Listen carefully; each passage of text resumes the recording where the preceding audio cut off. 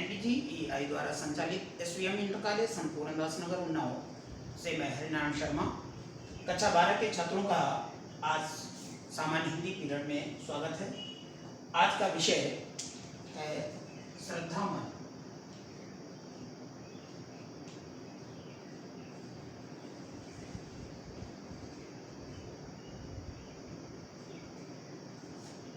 संकेत आज जिस स्टैंजा को पढ़ाएंगे, कौन तुम संस्कृत जनित तीर से लेकर के फिर मौन, सर्वप्रथम इस स्टैंजा को आप सबके समक्ष मैं पढ़ रहा हूँ। कौन तुम संस्कृति जलनिधि तीर तरंगों से फेंकी मणि एक, कर रहे निर्जन का चुपचाप प्रभा की धारा से अभिषेक। मधुर विश्रांत और एकांत जगत का सुलझा हुआ रहस्य, एक करुणामय सुंदर मौन और चंचल मन का आलस्य। सुनायह मनु ने मधुगुंजार मधुकरी का साजब सानंद, के मुख नीचा कमल समान प्रथम कवि का जो सुंदर छंद। एक झटका सा लगा सहर्ष निरखने लगे लुटे से, कौन गा रहा यह सुंदर संगीत, कुतूहल रह न सका फिर मौन। इन पंक्तियों में कुछ कठिन शब्दों पर दृष्टि डालते हैं। जैसे शब्द आया है संस्कृति। संस्कृति संसार है, जलनिधि का मतलब सागर है।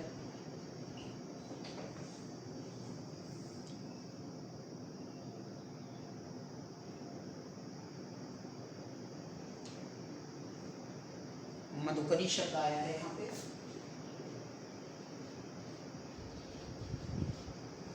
मधुकरी का मतलब भ्रमरी।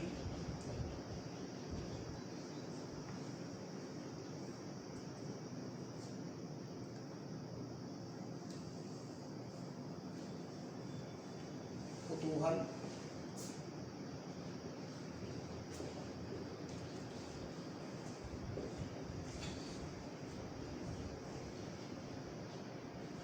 हलचल या उत्सुकता है।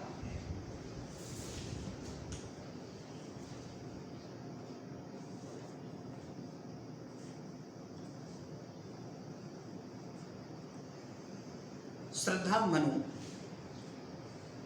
सर्वप्रथम इस पद्यांश का संदर्भ लिखते हैं।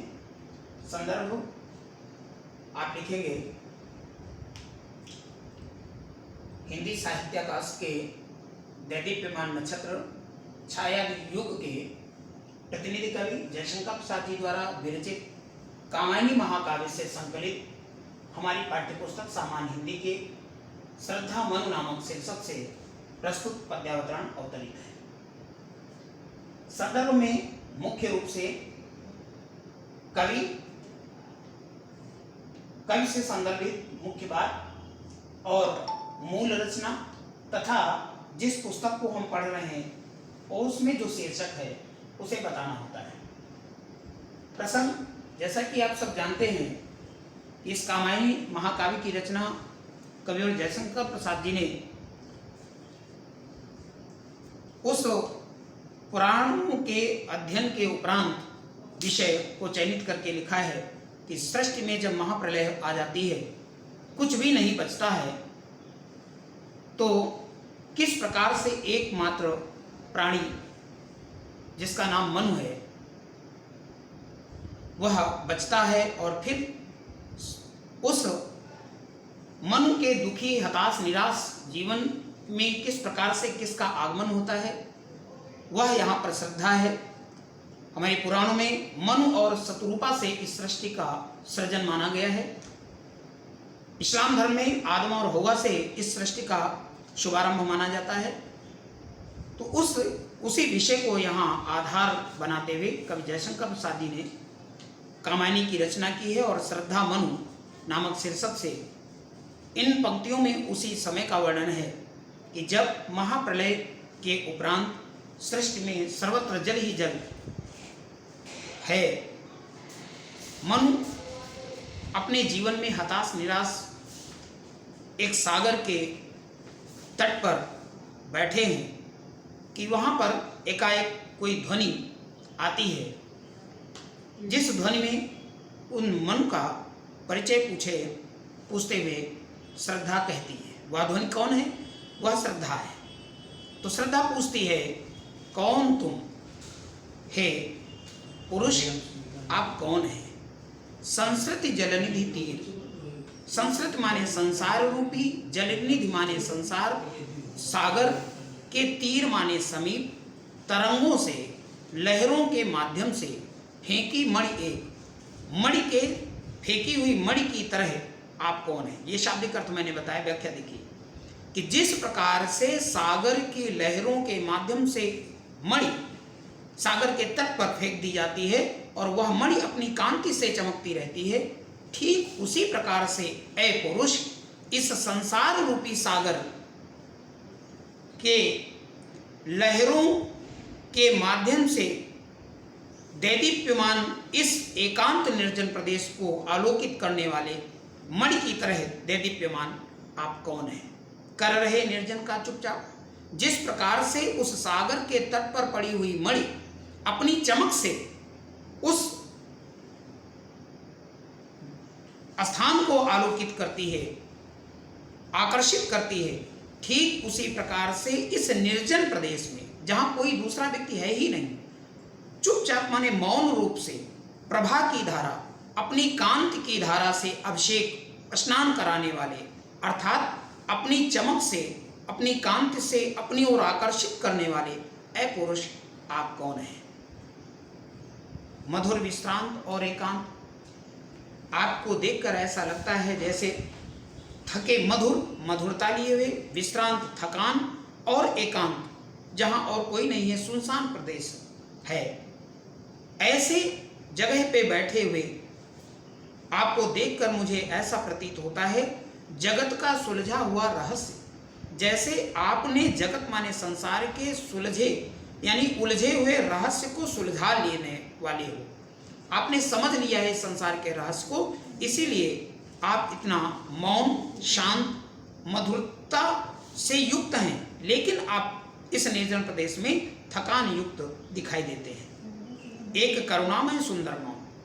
आपको देखकर ऐसा लगता है कि आपका यह मौन करुणा से युक्त है, जो सुंदर मौन है, लेकिन करुणा से आप भरे हैं, और चंचल मन का आलस तथा जो मन सदैव चंचल रहता है, स्थिर नहीं रहता, ऐसे आपके चंचल मन पर भी आपकी स्थिरता दृश्यमान हो रही है, दिखाई दे रही है, आलस से दिखाई दे रहा है, अर्थात मन आपके नियंत्रण में है। इस प्रकार से इस निर्जन प्रदेश को आलोकित करने वाले पुरुष आप कौन हैं? आपका क्या परिचय है? इस प्रकार से इन 8 पंक्तियों में श्रद्धा के द्वारा मनु के परिचय पूछे जाने का वर्णन किया है। तत्पश्चात मनु ने जब ऐसे मधुर ध्वनि सुनी तो उन्हें कैसा प्रतीत हुआ और क्या वर्णन है, उसका अग्रिम पंक्तियों में व्याख्या के माध्यम से समझें।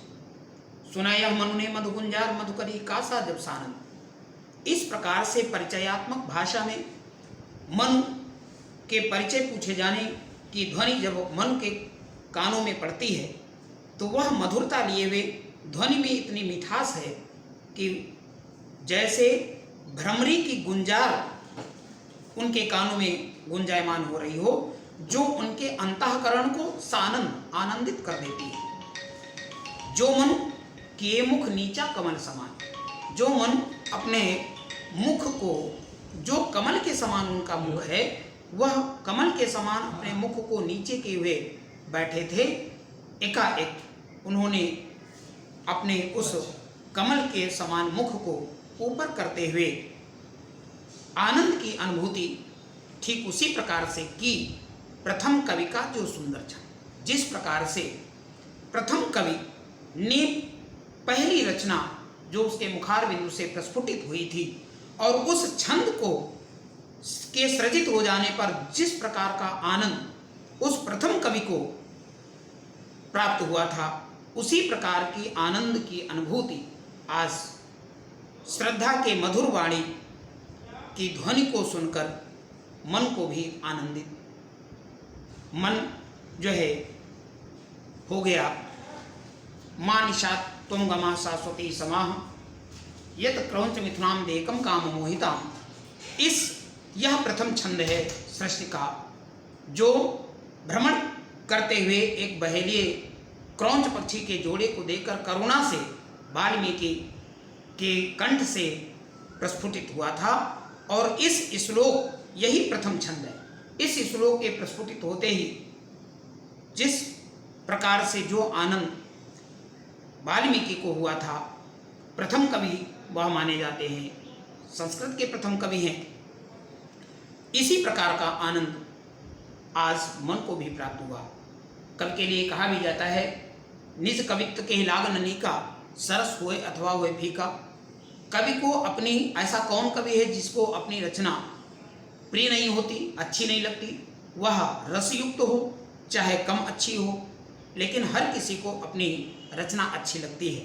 गोस्वामी तुलसीदास जी ने यही रामचरितमानस की रचना करते समय इस बात को व्यक्त भी किया है। स्वांता सुखाय तुलसी रघुनाथ गाथा भाषा निबंध मति मंजुल मातनोती, कि मैं अपने स्वांता सुखाय के लिए इस रचना को भाषाबद्ध कर रहा हूँ। तो इस प्रकार की कवि के द्वारा सृजित छंद रचना, जिसका बखान उस आनंद के का नहीं कर सकता, इसी प्रकार का आज आनंद श्रद्धा के द्वारा पूछे जाने पर मन को प्राप्त हो रहा है। जो अपने जीवन से हताश निराश उदास बैठे थे कि एकाएक कानों में ऐसी ध्वनि पहुंचते ही एक झटका सा लगा, सहर्ष निरखने लगे लुटे से कौन गा रहा यह सुंदर संगीत। मनु अपने आप को रोक नहीं पाए, उनके शरीर में इस प्रकार से एकाएक कंपन हुआ, सहर्ष की हर्षित होते हुए वह आसपास देखने का प्रयत्न करने लगे, निरखने लगे, देखने लगे लुटे से। ऐसा लग रहा था उस समय कि मन को किसी ने उनका कुछ छीन लिया है, लूट लिया है। ठग जैसे व्यक्ति के पास से कुछ एकाएक छिन जाता है और वह समझ नहीं पाता कि मुझसे क्या छिन गया, ठीक इसी प्रकार से उस श्रद्धा की वाणी में इतनी मधुरता थी, परिचय में मधुरता थी कि वह अंतःकरण, मन के अंतःकरण को भी आकर्षित कर सकने में सफल हुई। और इस प्रकार से आज मन अपने आप को लुटे से महसूस कर रहे हैं और मन में अपने आप प्रश्न कर रहे हैं, कौन गा रहा है यह सुंदर संगीत, कि इतनी मधुर ध्वनि में संगीत गाने वाला यहाँ कौन है। कुतूहल रह न सका फिर मौन, जो उनके मन में हलचल उत्पन्न हुई, उत्सुकता यह जानने की पनपी, वह उत्सुकता फिर पुनः मौन नहीं हो पाई। यह जानने के लिए प्रयत्न करने लगे कि यहाँ मेरे सिवा भी और कौन है जो इतनी मधुर वाणी में मेरा परिचय पूछ रहा है। इस प्रकार से जितना मैंने संकेत लिखा है उसकी व्याख्या मैंने यहाँ की, और व्याख्या के उपरांत काव्यगत सौंदर्य लिखेंगे। काव्यगत सौंदर्य में सृष्टि के समापन के उपरांत, महाप्रलय के उपरांत दुखी हताश निराश मन के जीवन में एकाएक श्रद्धा के का आगमन और उनके द्वारा परिचय पूछे जाने का वर्णन हुआ है। भाषा संस्कृत में साहित्यिक खड़ी बोली, शैली प्रबंध लक्षणात्मक जो है शब्द शक्ति है, और श्रृंगार रस है। यहाँ पर श्रद्धा और मन के संयोग का वर्णन है।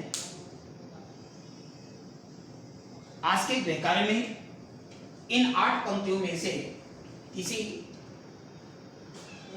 प्रारंभ की 4 पंक्तियों कौन तुम संस्कृत में जननी 3 से लेकर के इस पद्यांश की व्याख्या आपको करनी है। आलस्य, पहला प्रश्न इस पद्यांश पर आधारित प्रश्न नंबर संदर्भ या रचनाकार का नाम लिखिए। प्रश्न नंबर 2 रेखांकित अंश की व्याख्या करनी है। प्रश्न नंबर 3, प्रश्न नंबर 4 और प्रश्न नंबर 5